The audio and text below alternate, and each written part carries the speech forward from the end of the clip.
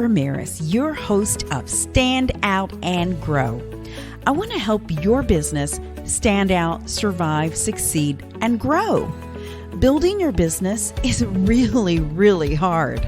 And knowing what marketing and advertising tools you need to help you become successful is extremely confusing. After 30 years of working with thousands of businesses, I am here to help you make good business decisions. I want to help you understand the programs that are available to you so that you can stand out, survive, succeed, and grow. So let's get started. Hey there, this is Kat, and thank you so much for joining me on my live podcast today, Stand Out and Grow. Today I have a wonderful guest that I met on LinkedIn, and we really hit it off, and I felt like she had a really good message to share, and I can't wait for you to meet her. So let me bring on Deb Curtis. She is the CEO and founder of Curtis Small Business Financial Solutions. So let me bring her on. Hey, Deb. Well, hi, Kat. That was really a cool intro, I have to say. The pink cloud? I mean, come on. Right, exactly. Well, you got to get people's attention so that they pop in and tune in, right? So that's the whole point of my minutia there. But before we get started in our conversation, can you give everybody who is currently listening or watching, and our future listeners and watchers, a little background about who you are and what you do? Yes. Who is Deb Curtis? I like to ask people what they think I am too, but I'm going to tell you, I've been told I'm passionately persistent would be a good definition by others. A young girl abandoned by her mom at the age of 9, lived with her father when he won custody, and stood in a courtroom over an 18-month trial for my dad to win custody of me. About 40 years later, COVID of March of 2020, my mom that had abandoned me my whole life moved back in with me because she needed me at that time. I'm the youngest of 3 and the one that's got it together. I guess they say I have it together to take care of her. And I forgave her from the past. So I've learned forgiveness. Nice. And then through high school, when my mom had abandoned me, my dad didn't have a lot of money. So I didn't go to college, no university. It was a rough time through school, being very poor, waiting in a separate hot lunch line for a certain colored hot lunch ticket for the kids that the district paid their lunches because we were under a certain income level, my dad and I. Didn't go to college because my dad couldn't afford it. And I remember a lot of kids back in the day, all bragging about what university they're going to, which was wonderful, but I couldn't. So that started my journey, that whole life of learning that you have to work hard to get somewhere. And it's not all about a university on the bottom of your resume education. In some cases, yes. Yeah. There are a lot of positions out there that do require that education, but not all. So throughout my career, my first professional job, I was a credit manager for 18 years. And I'm going to make this quick. I was passed over for promotion because of being a woman and for not having that college education. Wow.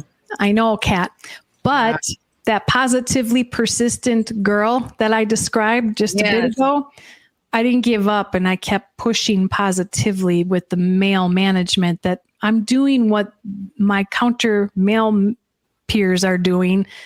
I know they have college educations, but I can do it better.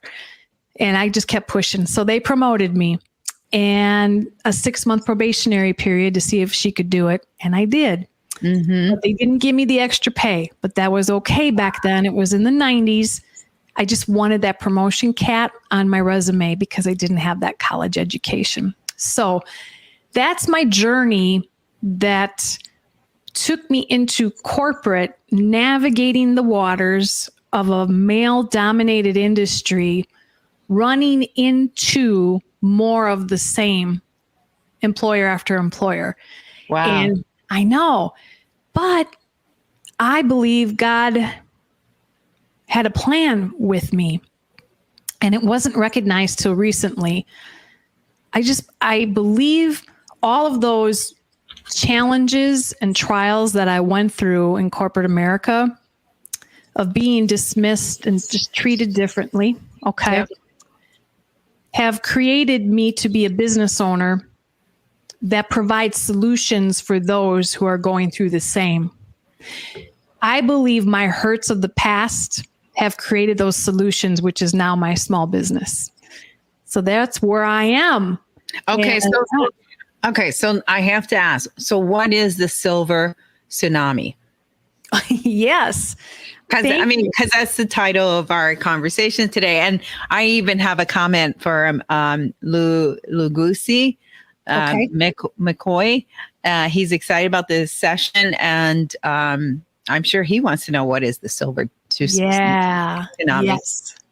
So the Silver Tsunami is big, and it's part of the industry that I represent, which is, I'll explain. Baby boomers, we all know who they are. I'm a Gen Xer, so the baby boomer generation is before me, and they are all retiring today. And if you Google and search up, they're retiring, and we're all living longer. They're retiring by 11,000 per day, baby boomers. So that Silver Tsunami of baby boomer retirees, there are small business owners in those figures that are looking to get out of their current business that they built for 20, 30 years. Yep.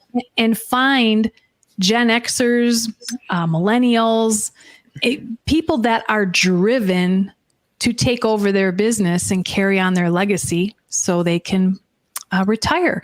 And what I do, Kat, is help those buyers find the best bank loan project to support that transition into new ownership. I practice unity and diversity, and you probably read that in my profile. I have a heart for helping women and people of color because of my experience in corporate America, navigating the waters, not only internally, but externally, what I witnessed. I practice unity and diversity. I'm not here to bash anybody, but I'm here to educate women and people of color that don't know about these opportunities like our white men do, because they're the ones that typically have been promoted in corporate, right? Yep. Yeah. Yeah. So that's my story.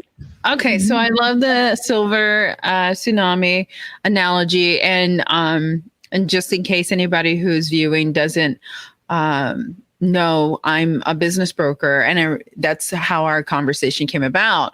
Was I'm an advocate for businesses selling their business, not dissolving, but selling the business, because of the fact that we're keeping those jobs in place in our community. We're keeping that money in place in our community. And it's such a big deal. And I don't think people understand that there's a lot of people that go into the business broker arena for the sheer pleasure of making money and helping people sell their business. I advocate, let's keep those jobs in the community. Let's keep those that money that's circulating in those communities, because it is a big deal. And if anybody does the statistics, the stats, I want to say it's roughly, don't quote me, it's about 65 to 67% of the U.S. economy is small business revenue. It's completely small business revenue.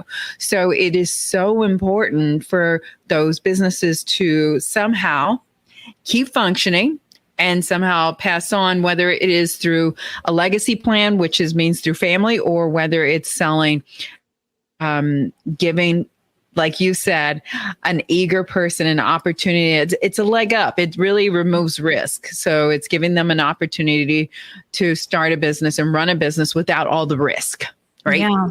All the risk. Yeah. I like that. Yeah. Like you said, Kat, we need to keep small businesses alive and thriving. And the only way to do that is support them. Number one, shop small business first, even if it's a little more than the big box stores. That's okay.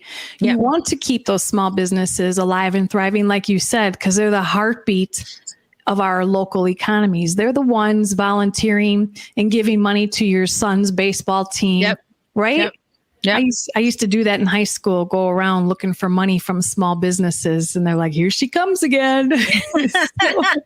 Well, and so the other segue to this, and I guess this would set you up for the next kind of question or something to really hone in on, is you're exactly right. Like women, okay, so there more women-owned businesses is growing faster and faster every year. And minority-owned businesses, they're growing faster and faster every year. I think the thing that these two groups, women and minorities, don't understand is the financing that's available or the loans that they can take advantage of to help them acquire a business. I think that probably is the big telling because, you know, when we think about in big picture, okay, of all the people that get left out, it is the women and minorities in any part. So whether we're talking corporate, startup, or a business, you know, these are the people that are traditionally not being taken seriously. That's right, Kat. And I would reply to that. We need to do a better job as a country and as the SBA, and I hope some of the leaders are listening to this. I would love to see some kind of a program put together to teach minorities and women about how to acquire established small businesses with bank financing backed by the SBA, similar to a first-time home buyer. Yep, absolutely. Yes. So I'm fired up to do that, but one person can't do it alone. But here's what I'm trying to get at. If women and minorities go through maybe a class with the SBA and they put it on their website and they say, you take this class, we'll give you a discount on the SBA guarantee fee, or there's got to be some kind of incentive to teach the minority, the women and the people of color, and then give them a benefit to apply. Absolutely. And furthermore, this is me speaking from the heart, based on my experience internally and externally.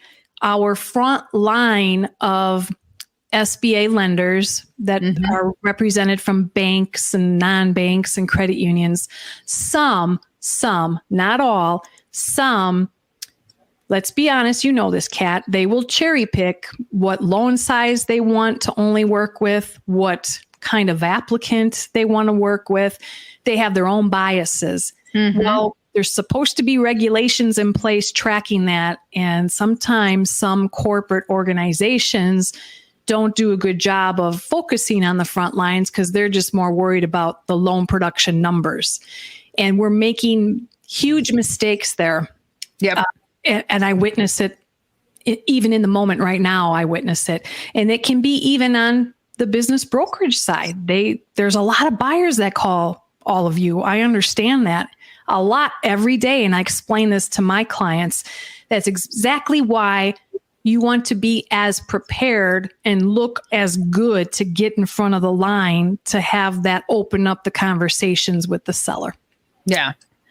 Okay. So I know that this is going to be maybe not a clear, straight answer, but for someone who's never had a business loan, how hard is it to buy a business? I'm just kidding. And I know there's no cut and dry because every situation is different, right? So kind of give us a feel for that so that people aren't afraid to approach you and ask, can I get a loan to buy a business?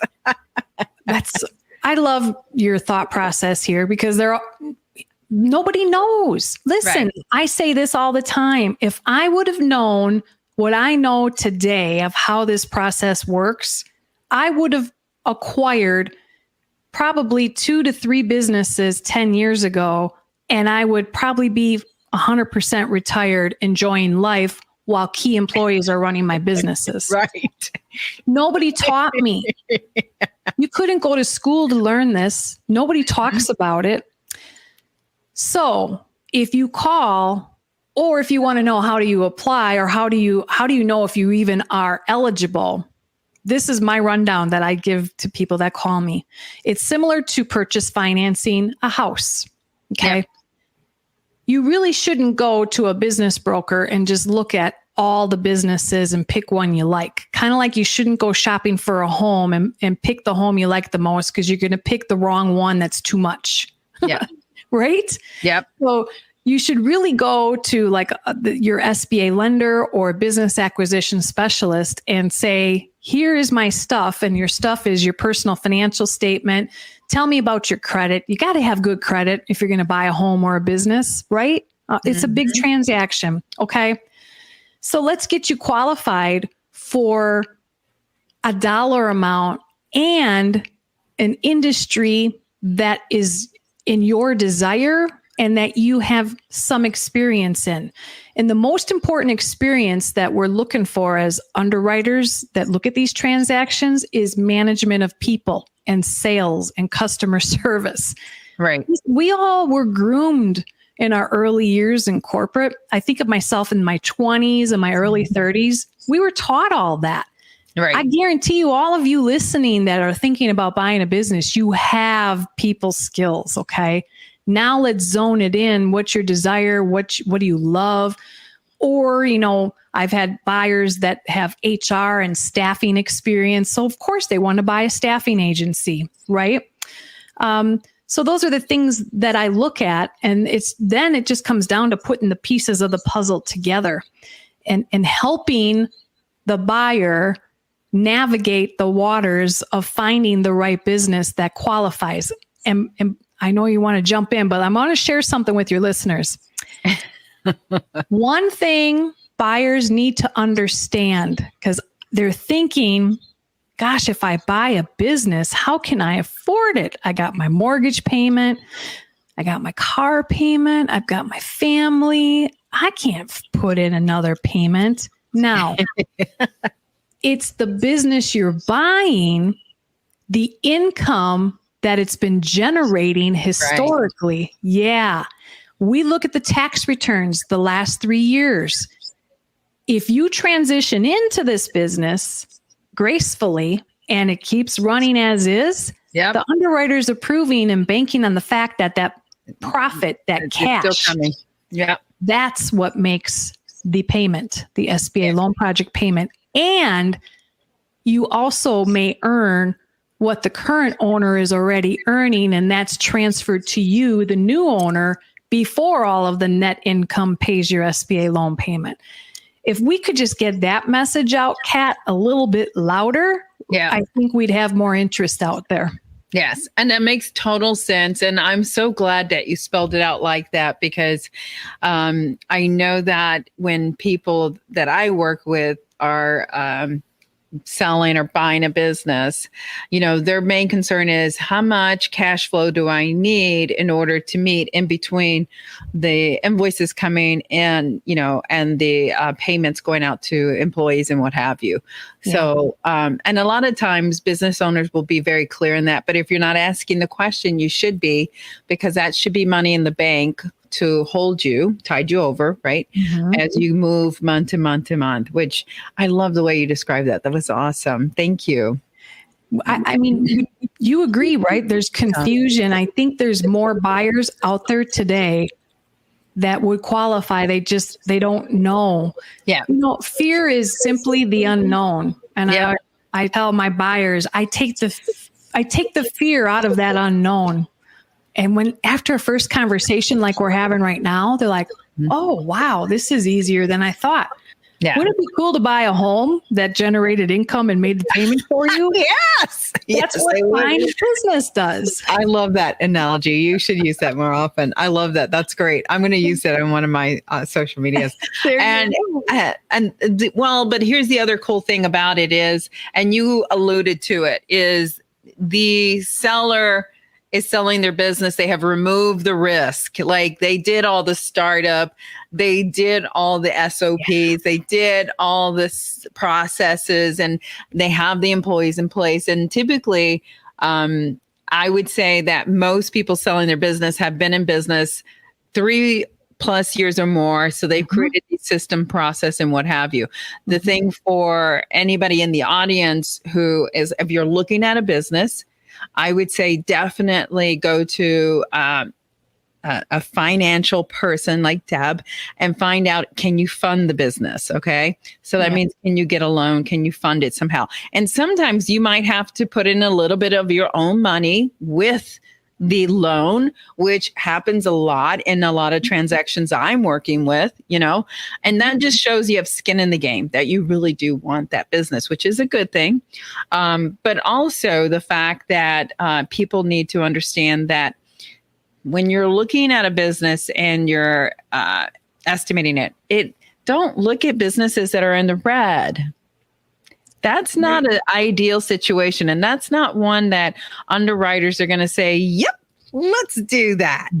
Not happening. You want to make sure when you look at financials and you look at these businesses that you see that there has been growth, at least for the last 3 years, because pulling those is not just to be fundamental or transactional. Let me just get 3 years of P&L from you. Like you have to really understand the numbers. And that's why it's great to partner with somebody financial when you're a buyer. You really should get with a financial advisor, meaning a loan representative, somebody. That way they can help guide you. They can really, really help guide you. Very important, Kat. Yes. And you stole my thunder. Part of what you're saying here. No, you're right on. Because there are a lot of direct SBA lenders out there who are just transactional. And what I mean by that, they'll just take your information and slap it against the wall and hope an underwriter gets to it soon. And more than likely it's turned down because it wasn't put together properly. And that sometimes is not on the buyer, it's on the lender, lack of experience. If your lender isn't questioning and making you relook at things and showing you how to cash flow a business, because we don't expect you to know that, because like I said, nobody taught you this in school. That's my job. And if your lenders out there aren't teaching you, find someone that will. Because once that light goes off and you see, like Kat sees, the businesses that do cash flow, those are powerful gems to acquire. Yes, they are. Yes, they are. Yes, they are. And I can't tell you. And the other observation I have, just so that anybody watching or listening, a lot of investors are buying these small businesses and gobbling them up and, merging them into their other businesses, which, that's a good and bad. I mean, it's good because they bought the business and people keep their jobs.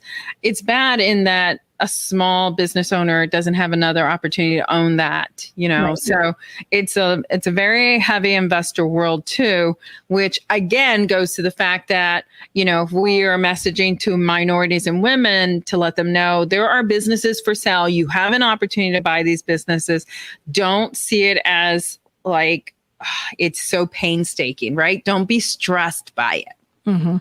Right. You're right. And adding on to that, Kat, some business owners don't want the investment companies acquiring them. They want the legacy carried on with a family, privately owned buyer that's going to keep things as is.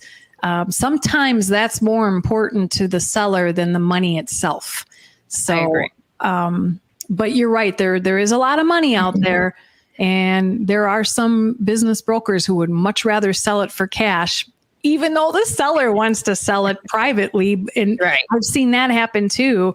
But how you present yourself and the most prepared you are will get you to the top, like I said earlier. And that's my job to get you there. Because if Kat gets a call from someone that has a pre-qualification letter that they're approved for a certain dollar amount, she's going to be like, great, here's a couple of businesses. Let's talk. Yeah, absolutely. Exactly. Okay, awesome. So I guess just give us an idea of like some of the, maybe you can give it a range amount of loans that you've worked with, locations, just little nuances that maybe someone who's tuning in, might be thinking about. Sure. So I came about with my business in 2018. It was established. And over my career, I always worked for banks and was an SBA lender in that bank, a direct lender. So what that meant, Kat, is I worked in that sandbox, meaning this is the bank's underwriting policy guidelines on top of the SBA's. So what I want your audience to get out of today is not all banks have the same credit policies. Therefore, when you finance a business and you're applying at your bank to get a credit approval, you may be turned down, but you could apply with 2 other banks and be approved. What does that mean?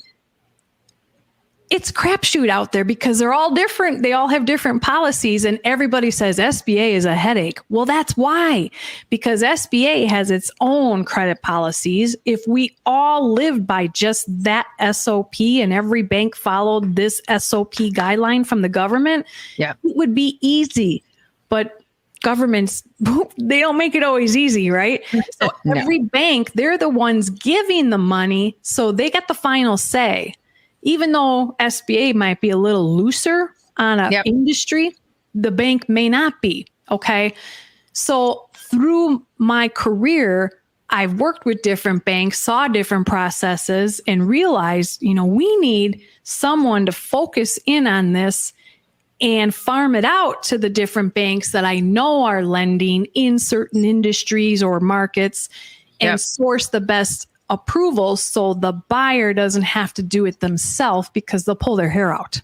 They just let me pull my hair out. That's why I wear headbands. So anyways, that's how it came about. My business is I help mentor and find the best bank loan project, speeding up the process. That's what the business brokers want too. They want to speed that process sped up with the buyers because these are time sensitive transactions, right? Yep. Did I answer your question? Yes, you did. You did a very good job, and it was very thorough. I appreciate that. Okay. Okay. So at the end of the day, I think what Deb and I are talking about is there are a lot of baby boomers that are going to be retiring. And I want to say that they say the range is within the next 5 to 10 years. I mean, we're talking now, to it may plateau in the 5 or 10 year mark.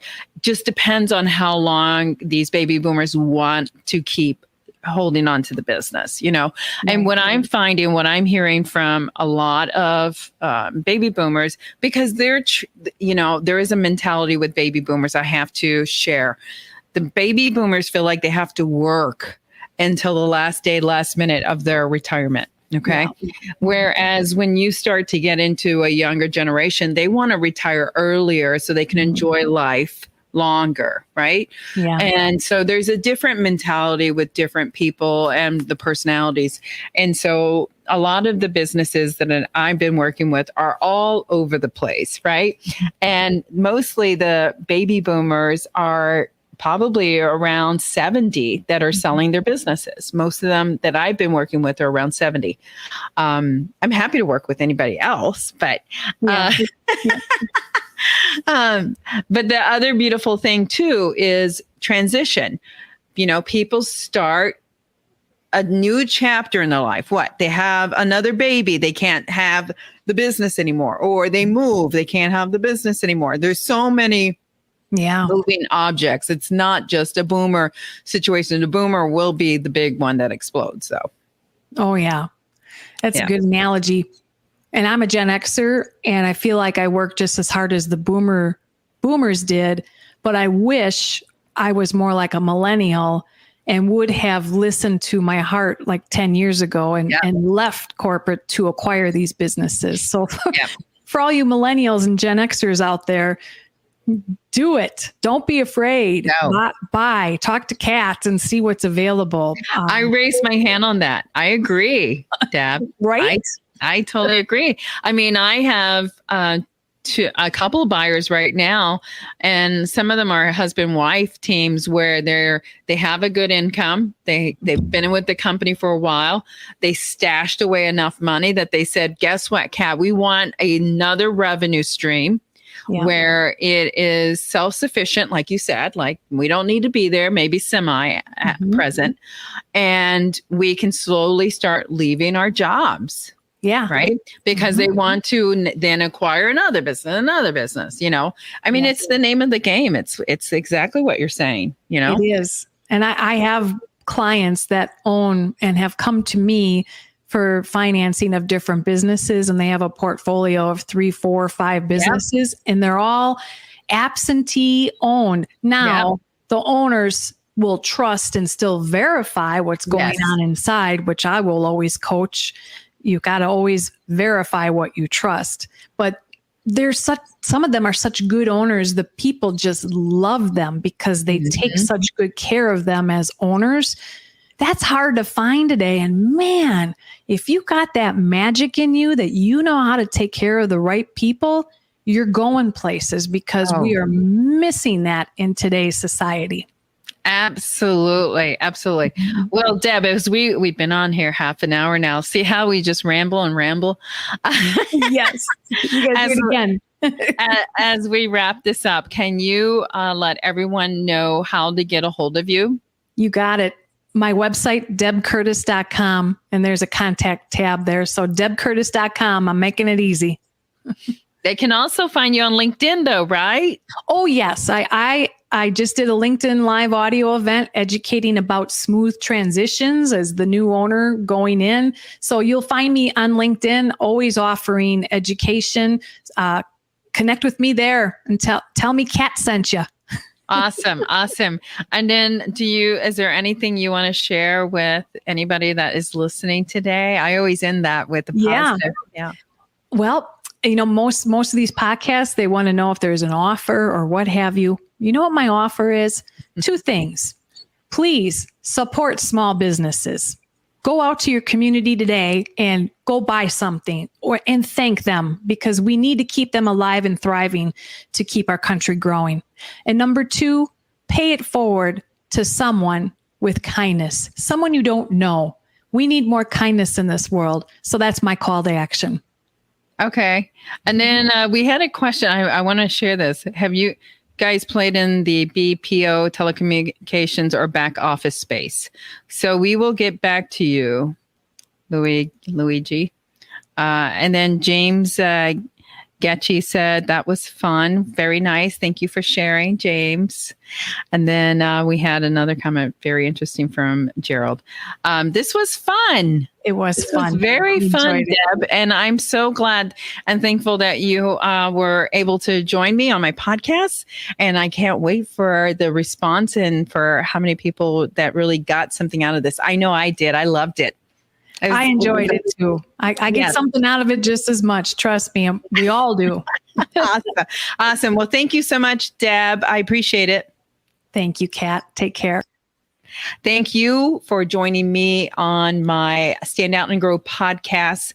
I appreciate it. And in case you haven't noticed, I do these every Monday at 3 p.m. Central Time. So please join me any Monday and learn something about marketing, about growing your business, anything surrounded about the small business community. That's who I support. That's who I advocate for, and love to have your input. If you know of a great guest for me, drop me a comment. Would love to have them on.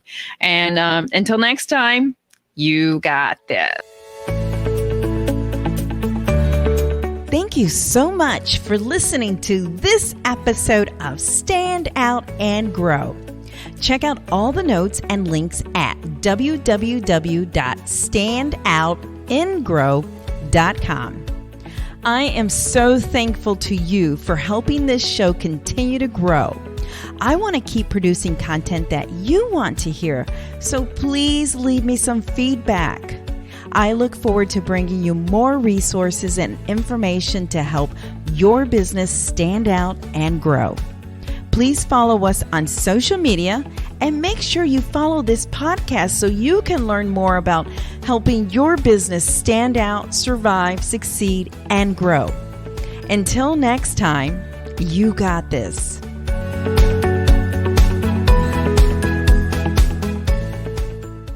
adBidtise helps businesses stand out and grow with affordable advertising options. We will help you make good business decisions so you can save money and not just throw it against the wall to see if it sticks. Get your free strategic advertising analysis today so you can see the opportunities to stand out and grow your business. Visit www.standoutandgrow.com offers page to learn more.